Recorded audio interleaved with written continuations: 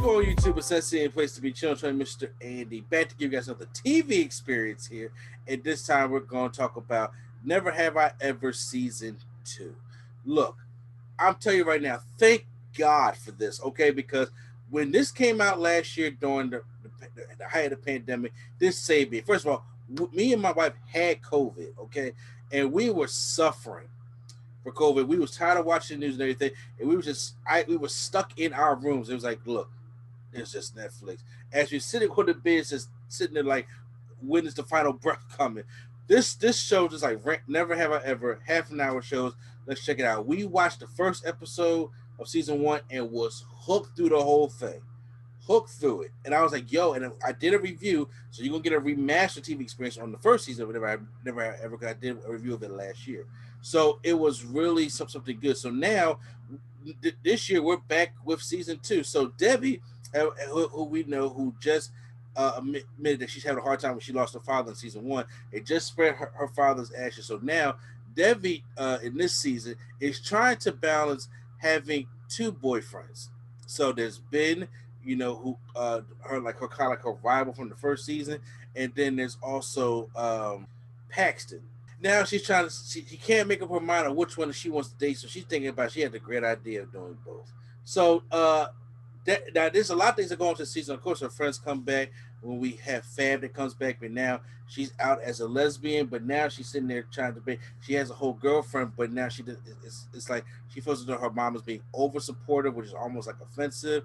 And then of course we have Eleanor, who's trying to balance relationship with her stepmom, and then of course she meets this new boy named Malcolm, who's a child actor from the Disney Channel from back in the day. So there's a lot of scenarios that's going on with these girls trying to still face in high school. And the funny thing is, we add some additional characters in this series also. So this season 2 brings in Common as Dr. Jackson, who is the colleague of her mother's, which it looks like they're trying to get like a love interest thing going on. But once again, she just spread her husband's ashes. So we're doing that scenario, and then there's another girl, another Indian girl come on named Anissa. I really like this character of how she came on, and then Debbie was threatened by her because she was known as the Indian girl. She had all the relationship with all the Indian people that was in the school, especially her teacher. And then now Anissa comes and she feels though she's prettier and she's more she's cooler and she's funnier than she is, and it also gets the eye of some of her friends and some of her boyfriends at the time. So I'm not trying to give away too many spoilers in this one, but I think this 10 episodes flew by again. Watched it literally uh you can watch it in a day, but I took 2 days to watch it because I was like waiting for my wife to get off work, dealing with the kids. I'm like, okay, I watched first 6 episodes one night, and the last 4 the next night. You really can just get yourself right up into 2, but you can really watch this series in a day. It's 10 half an hour episodes that won't let you down, and there's different scenarios that goes on, because it's like part 1 earlier in the season is like how's Debbie going to deal with these 2 boyfriends, and then eventually how's she going to deal with the intimidation from Anissa, which is another Indian girl in there, but then also how's she going to deal with her mom looking like she's having feelings for Dr. Jackson, which I thought Common did a pretty decent job in here as well. I don't say that about Common often, but I just like the character that he was necessarily given for that. And same thing that goes for how our friends going to deal with their situation that's going on in there. It's a very, very great show. Mindy Kaling has done this again, and I know at the end of this show, I'm just like, yo, there has to be a season 3. Come on, y'all can't leave me like this. Because first of all, this season she's in 10th grade. So I'm like, the first season she was a freshman, now she's a 10th grader. We have to do we got at least do 4 seasons, the high school years, and then we can end it after that. But right now, like, cause we got to do scenarios of prom and all this other stuff that's going on with that.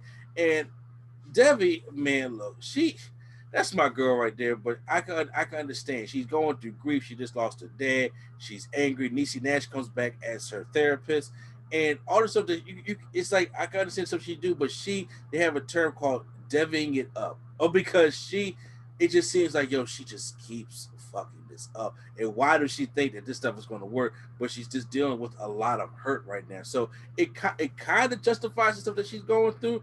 But I'm just like, yo, you really got to kind of get a handle on this, and just to see the dynamic. I want to see more with Anissa in the third season, because she came about the second half of the second season, and she has a good story arc, but after a while there's other things in there that's kind of mysterious about the character, and I'm like, how are they going to handle that? And of course the way it ends, it's like, okay, well, it just doesn't end open and shut, because they have other things in there where it's like, okay, well, I can see where this could go if there's a season 3, so they have to do it.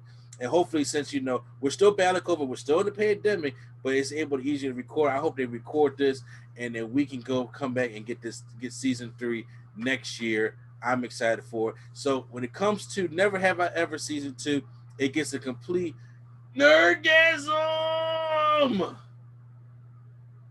One of the best shows I have seen all year. That's including all my Disney Plus shows. So make sure you guys go to Netflix. Check out Never Have I Ever. If you guys have not watched the first season, you can watch the first season one day, and you can watch the second season another day. Literally, just it's a half an hour episode, some like 27 episodes, something like that. So if you think about it, 2 episodes is an hour. So 5 hours on one day, and for season 1, another 5 hours another day, and season 2, and there you have it. You watch the whole series, and you guys can come back and check out both my reviews. So once again, post your comments down below if you guys seen Never Have I Ever, how you like the show. Hit the like button if you guys enjoyed my reaction of my review of it, and hit the subscribe button for more TV experiences every single Saturday when we watch a new show, especially with Marvel What If coming up.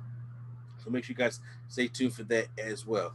So let's get this instant place to be. Mr. AMD, and I'll catch you on the next channel.